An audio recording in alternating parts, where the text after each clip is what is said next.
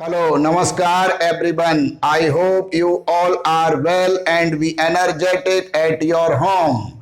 Again, all of you are welcome to 12th Physics online class. Myself, Anand Saxena, PGT Physics. Today we start revision of chapter 1, Electric Charge and Fields. तो इसमें पहला topic है electric charge.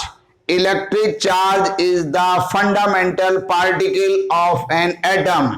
Electric जो charge है वो एक fundamental particle है किसी एटम का. जैसे हमने बताया कि जब हम किसी दो सबस्टेंसेस इंसुलेटर्स को आपस में रब्ड करते हैं तो एक फोर्स प्रोड्यूस होता है जिसकी वजह से इलेक्ट्रॉन का one body to second body transfer होता है. तब हम कहते हैं कि दोनों बॉडी पर चार्ज प्रोड्यूस हो गया. चार्ज टू टाइप्स का होता है, पॉजिटिव चार्ज और negative charge. Positive charge means है कि किसी बॉडी से इलेक्ट्रॉन का रिमूवल हो, और नेगेटिव चार्ज मीन्स कि axis of electron on the neutral body. जैसे मैंने बताया कि किसी दो सबस्टेंसेस इंसुलेटर्स को आपस में रब्ड करते हैं तो इंसुलेटर में पॉजिटिव चार्ज मैग्नीट्यूड और नेगेटिव चार्ज मैग्नीट्यूड सेम होता है, तो टोटल चार्ज 0 हुआ. लेकिन जब इनको आपस में रब्ड करते हैं तो some electron one body to another body transfer होते हैं. तो ऐसे में जिस बॉडी से इलेक्ट्रॉन का रिमूवल होगा वहां पर पॉजिटिव चार्ज एक्सिस होगा और उस बॉडी पर पॉजिटिव चार्ज प्रोड्यूस होगा, और जिस बॉडी पर इलेक्ट्रॉन एक्सिस होंगे उस पर नेगेटिव चार्ज एक्सिस हो जाएगा, और हम ये मानते हैं कि उस बॉडी पर नेगेटिव चार्ज प्रोड्यूस हुआ. कुल मिलाकर के इंसुलेटर्स और सबस्टेंसेस को आपस में रब्ड करने पर चार्ज प्रोड्यूस होता है जो पॉजिटिव और नेगेटिव नेचर का होता है. नेक्स्ट पॉइंट है unit of charge. Unit of charge is coulomb in SI system. Other unit of charge in SI system हमें मालूम है कि electric current I is equals to Q upon T. So Q is equals to IT. So charge unit is equals to ampere into second. तो SI system में charge की जो unit है वो कूलम भी है और एम्पियर इंटू सेकेंड भी है. कुल मिलाकर हम कह सकते हैं कि 1 coulomb is equal to 1 ampere into 1 second. But coulomb is a big unit, so generally used unit is millicoulomb, microcoulomb, nanocoulomb और picocoulomb. 1 millicoulomb 10 is equals to 10 की power minus 3 coulomb. 1 microcoulomb is equals to 10 की power minus 6 coulomb. 1 nanocoulomb is equals to 10 की power minus 9 coulomb, और 1 picocoulomb is equals to 10 की power minus 12 coulomb. अगर हम CGS की बात करें तो unit of charge in CGS system is stat coulomb, और ESU electrostatic unit 1 coulomb is equal to 3 into 10 की पावर 9 ईएसयू, यानी 1 SI is equal to 3 into 10 की power 9 CGS. Other unit of charge is EMU, electromagnetic unit. 1 EMU is equals to 3 into 10 की power 10 ESU is equals to 10 coulomb. यानी EMU जो है biggest unit है comparison to coulomb, और maximum biggest unit of charge is Faraday. 1 Faraday is equals to 96,500 coulomb. Properties of charge. Charge की कई properties हैं. Number 1, charge is a scalar quantity and types of charge is 2 types, positive charge और negative charge. Second property, like charge repel to each other and unlike charge attract to each other. Same nature के charge यानी दो positive charge और दो negative charge में repulsion होगा और opposite nature के चार्ज पॉजिटिव और नेगेटिव चार्ज में अट्रैक्शन होगा। Number 3, charge is always conserved, यानी किसी सिस्टम का चार्ज ऑलवेज कंजर्व्ड होगा। नेक्स्ट प्रॉपर्टी, किसी सिस्टम का charge is the algebraic sum of given charges, so summation Q is equal to Q1 plus Q2 plus so on, लेकिन algebraic sum होगा क्योंकि charge nature positive और negative होते हैं। Next property, rest charge produce electric field around it. Next property, moving charge magnetic field produce also. Next point, quantization of charge.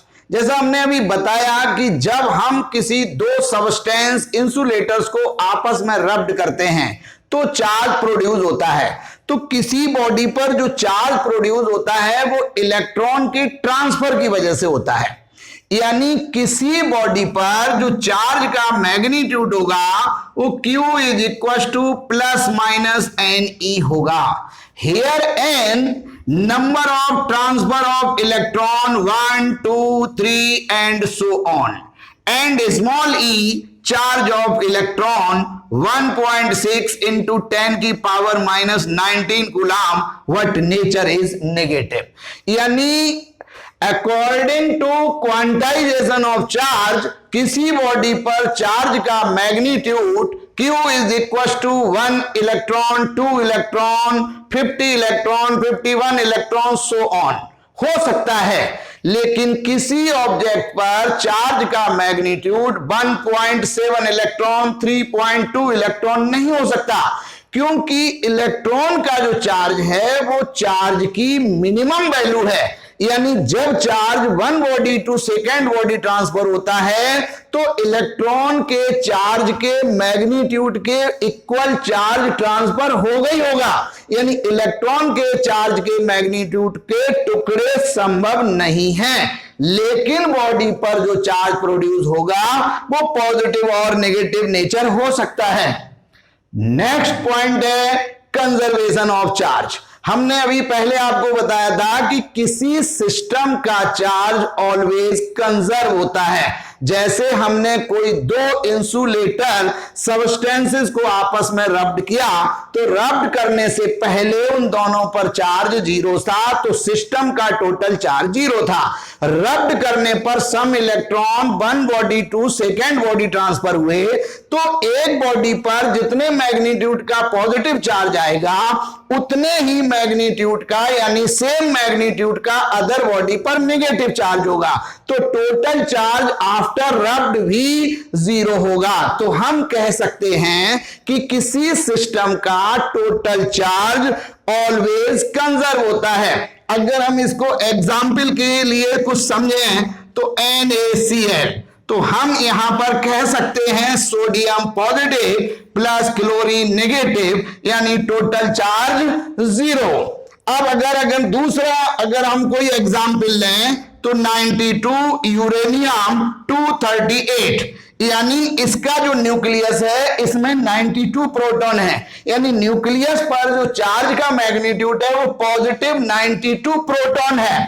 अब अगर ये disintegrate हुआ तो alpha particle 2He4 plus 90 thorium 234 होगा, यानी आफ्टर डिसइंटीग्रेशन यहां पर जो न्यूक्लियस पर चार्ज है वो 2 प्रोटॉन प्लस 90 प्रोटॉन, यानी पहले भी न्यूक्लियस का चार्ज 92 प्रोटॉन था और आफ्टर डिसइंटीग्रेशन भी न्यूक्लियस का चार्ज 92 प्रोटॉन ही है। कुल मिलाकर के किसी सिस्टम का चार्ज ऑलवेज कंजर्व्ड रहता है। नेक्स्ट टॉपिक है कूलम्ब्स लॉ। जैसा हमने बताया कि लाइक चार्ज में रिपल्सन होता है और अनलाइक चार्ज में अट्रैक्शन होता है, लेकिन जब दो चार्ज पार्टिकल पास लाए जाते हैं तो उनके बीच जो अट्रैक्शन और रिपल्सन फोर्स वर्क करता है वो according to Coulomb's law directly proportional product their charges and inversely proportional square of distance between them. Suppose कीजिए कि टू चार्ज हैं Q1 और Q2, इनके मिडिल की डिस्टेंस R है, तो according to coulomb's law F is directly proportional Q1 Q2 equation first and F inversely proportional distance square from equation first and second. अगर हम दोनों इक्वेशन को कंबाइन कर दें तो F directly proportional Q1 Q2 upon R square, so F is equal to K Q1 Q2 upon R square. Here K is equal to 1 upon 4 pi epsilon naught is equal to 9 into 10 की power 9 newton metre square per coulomb square. So F is equal to 1 upon 4 pi epsilon naught Q1 Q2 upon R square. अगर हम यहां पर vector sign use करेंगे तो vector F is equal to 1 upon 4 pi epsilon naught Q1 Q2 upon R square. अब यहां पर RHS में कोई भी वेक्टर क्वांटिटी नहीं है तो R कैप का यूज करेंगे. Coulomb's law in vector form. जैसे सपोज कीजिए कि टू चार्ज हैं Q1 और Q2 और इनके मिडिल की डिस्टेंस स्मॉल r है. अब इनके नेचर पॉजिटिव हो सकते हैं, नेगेटिव हो सकते हैं, उसके अकॉर्डिंग अट्रैक्शन और रिपल्सन फोर्स वर्क कर सकता है. सपोज कीजिए कि इन दोनों चार्ज के बीच एक फोर्स वर्क कर रहा है vector F12. So vector F12 is equal to 1 upon 4 pi epsilon naught Q1 Q2 divided by distance between charge R square. अब वेक्टर है तो unit vector R cap 12 equation A. अब suppose कीजिए इन दोनों चार्ज के बीच जो फोर्स वर्क कर रहा है वो वेक्टर F21 है जिसकी डायरेक्शन वेक्टर F12 के जस्ट अपोजिट है. So vector F21 is equal to 1 upon 4 pi epsilon naught Q1 Q2 divided by R square R cap 21. अब R कैप 21 और R कैप 12 इक्वल है लेकिन डायरेक्शन अपोजिट है तो माइनस, तो R cap 21 की जगह माइनस R कैप 12 पुट कर देते हैं. So vector F21 is equal to 1 upon 4 pi epsilon naught Q1 Q2 upon R square minus R cap 12 equation V. From equations A and B दोनों को हम compare करते हैं तो यहां पर 1 upon 4 pi epsilon naught Q1 Q2 upon R square यहां भी है, R कैप 12 यहां भी है, बट यहां पॉजिटिव या नेगेटिव नेचर है. जब RHS सेम है तो LHS ऑल्सो सेम होंगे, तो हम कह सकते हैं vector F21 is equal to minus vector F21, यानी दोनों force equal in magnitude but opposite in direction. अब हम नेक्स्ट टॉपिक की बात करते हैं law of superposition. Next topic हमारा है लॉ ऑफ सुपरपोजिशन.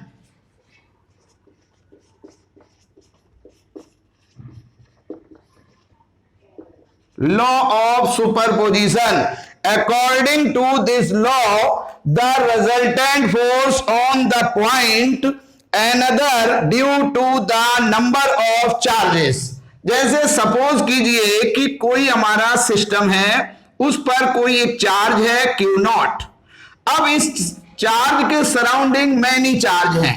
सपोज एक चार्ज है Q1 और दूसरा चार्ज है Q2, नेक्स्ट चार्ज है Qn, और हमें इन सभी चार्ज की वजह से Q0 चार्ज पर रिजल्टेंट फोर्स फाइंड आउट करना है. तो हम यहां पर ये देख रहे हैं कि Q1 और Q0 चार्ज के मिडिल की डिस्टेंस सपोज R1 है, तो यहां पर जो फोर्स वर्क करेगा वो वेक्टर F होगा. अब यहां पर Q2 और Q0 के मिडिल की डिस्टेंस सपोज R2 है, तो फोर्स वेक्टर F2. अब Qn और Q0 के बीच डिस्टेंस Rn, तो फोर्स वेक्टर Fn. तो according to law of superposition applied resultant force on Q naught charge vector F is equals to vector F1 plus vector F2 plus so on vector Fn। हम चाहें तो vector F1, vector F2, vector Fn की value put कर सकते हैं according to Coulomb's law. So vector F is equal to 1/4 pi epsilon naught, यहां पर आएगा Q naught Q1 divided by R1 square और cap 1 plus 1/4 pi epsilon naught Q2 Q naught divided by R2 square are cap 2 plus on 1/4 pi epsilon naught Q naught Qn by बाई Rn square are cap n। So vector F is equal to Q naught upon 4 pi epsilon naught common Q1 upon R1 square are cap 1 plus Q2 upon R2 square are cap 2 plus Qn upon Rn square are cap n। तो vector F is equal to Q naught upon 4 pi epsilon naught, हम इसको चाहें तो summation QI upon RI square are cap I, here I is equal to 1 to n। Electric field, the area surrounding the point charge is called electric field। मैंने बताया था पहले कि अगर कहीं चार्ज रेस्ट कंडीशन में है तो उसके सराउंडिंग एक इलेक्ट्रिक फील्ड प्रोड्यूस होगा। सपोज कीजिए कि कोई चार्ज Q है तो इसके सराउंडिंग एक इलेक्ट्रिक फील्ड प्रोड्यूस होगा। तो अब ये जो इलेक्ट्रिक फील्ड प्रोड्यूस होगा वो ड्यू टू पॉइंट चार्ज है। तो ये जो इलेक्ट्रिक फील्ड है ये नॉन यूनिफॉर्म है, यानी चार्ज के आसपास जितना चार्ज के नजदीक होंगे इलेक्ट्रिक फील्ड मैग्नीट्यूड ग्रेटर होगा, चार्ज से दूर जाने पर electric field magnitude decreasing order में जाएगा। तो किसी पर्टिकुलर प्लेस पर हम चार्ज फाइंड आउट करना चाहते हैं, वो किसी पर्टिकुलर प्लेस पर हमें electric field intensity find out करनी है, उसके लिए हम एक टेस्ट चार्ज इस पॉइंट पर लाते हैं। अब इस टेस्ट चार्ज पर ड्यू टू पॉइंट चार्ज जो फोर्स वर्क करेगा is called electric field intensity at that point in electric field. So electric field vector E is equal to vector F divided by Q नॉट। अब vector F is equal to according to Coulomb's law 1/4 pi epsilon naught Q naught divided by, suppose इनके middle की distance small r है जो r square are cap. So vector E is equal to vector F की value 1/4 pi epsilon naught Q naught upon r square are cap divided by Q naught से Q naught cancel, so electric field intensity at that point vector capital E is equal to 1/4 pi epsilon naught Q upon r square are cap. तो हम ये समझ पा रहे हैं कि जो इंटेंसिटी है इलेक्ट्रिक फील्ड वो इनवर्सली प्रोपोर्शनल आर स्क्वायर। इसका मतलब डिस्टेंस और इलेक्ट्रिक फील्ड में अगर हम कोई ग्राफ ड्रॉ करें तो वो एक कर्व लाइन आएगी, डिस्टेंस के साथ electric field intensity decreasing order में होगी। Its unit is newton per coulomb. इस फॉर्मूले से unit of electric field newton per coulomb. Next topic electric lines of force. Suppose कीजिए कि किसी मीडियम में टू चार्जेस हैं पॉजिटिव और नेगेटिव, तो अगर unit positive charge electric field में मूव करने के लिए फ्रीडम है तो वो जिस पाथ से होकर जाएगा उसे इलेक्ट्रिक लाइन ऑफ फोर्स बोलेंगे। जो इलेक्ट्रिक लाइंस ऑफ फोर्स होती हैं वो always positive to negative move करती हैं।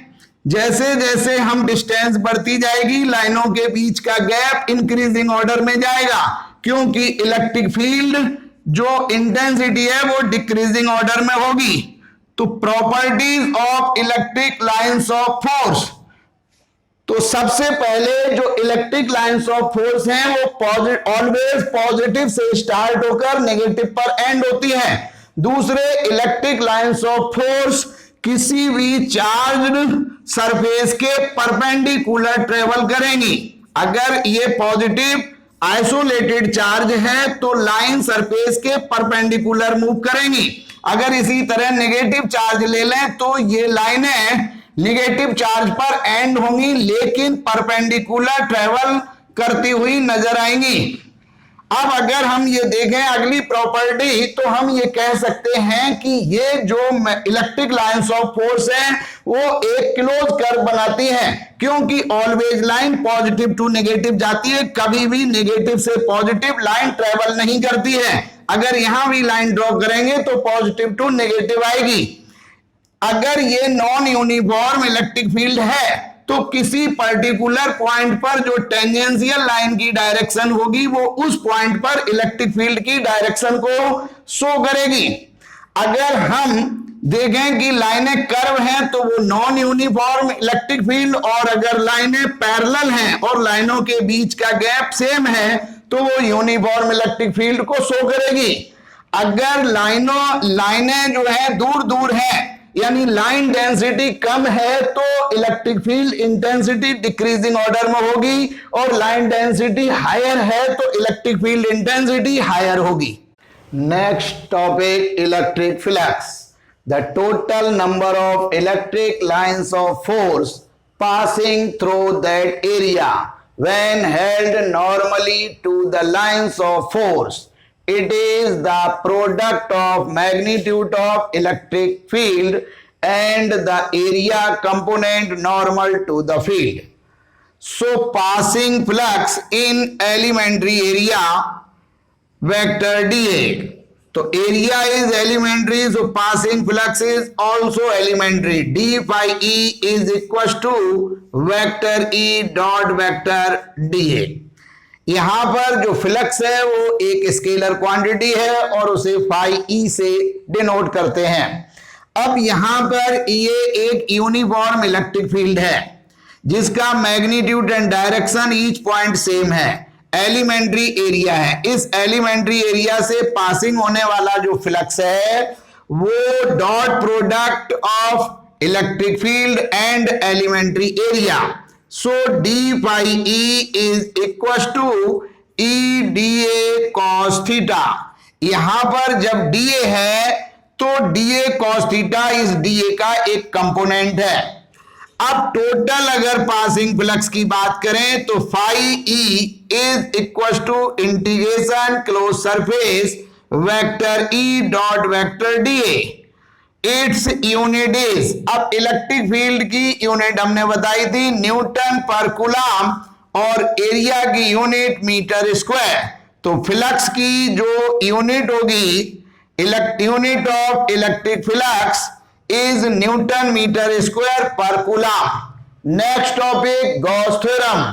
According to Gauss theorem, passing flux in any closed surface is equal to the ratio of total charge present in closed surface and permittivity of the medium. So according to Gauss theorem, phi E is equals to summation Q upon epsilon naught. Suppose कीजिए ये एक कोई close surface है जिस पर किसी point O पर positive Q charge है। यहां से R डिस्टेंस पर सरफेस पर जो electric field intensity E is equal to 1 upon 4 pi epsilon naught Q upon R square R cap. यहां पर एक एलिमेंट्री एरिया जिसका magnitude vector dA, angle between electric field intensity and area is theta. तो अब हमें ये Gauss theorem prove करनी है कि passing flux in any close surface is equal to the ratio of charge present the close surface and permittivity of the medium. यहां पर medium हम एयर मान रहे हैं, सो परमिटिविटी एप्सिलॉन नॉट। तो हम अब इसे सॉल्व करने के लिए हम जानना चाहते हैं passing flux in elementary area. d phi e is equals to vector E dot vector dA. So total passing flux in complete closed surface phi E is equals to integration closed surface vector E dot vector dA. Put the value of vector E.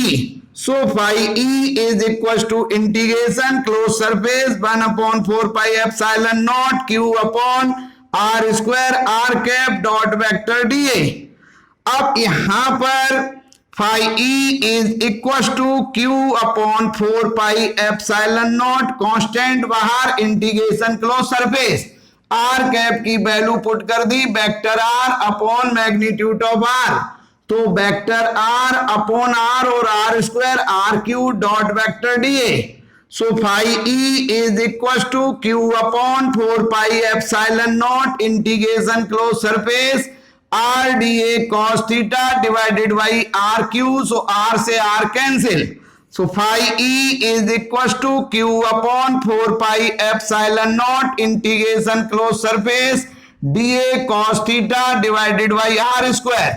यहां पर d A cos theta divided by r square is equal to cube angle, but elementary, क्योंकि area is also elementary. So passing flux phi E is equal to Q upon 4 pi epsilon naught integration closed surface d ohm. So closed surface d ohm is equal to 4 pi steradian. So phi E is equal to Q upon 4 pi epsilon naught into 4 pi. 4 pi से 4 pi cancel. So phi E is equal to Q upon epsilon naught. This is Gauss theorem. तो अभी हमने जब prove किया तो हमने इस close surface के अंदर ओनली वन चार्ज लिया। अगर इस क्लोज सरफेस के अंदर अदर चार्ज हो then passing flux in close surface phi E is equal to summation Q upon epsilon naught, hence proved.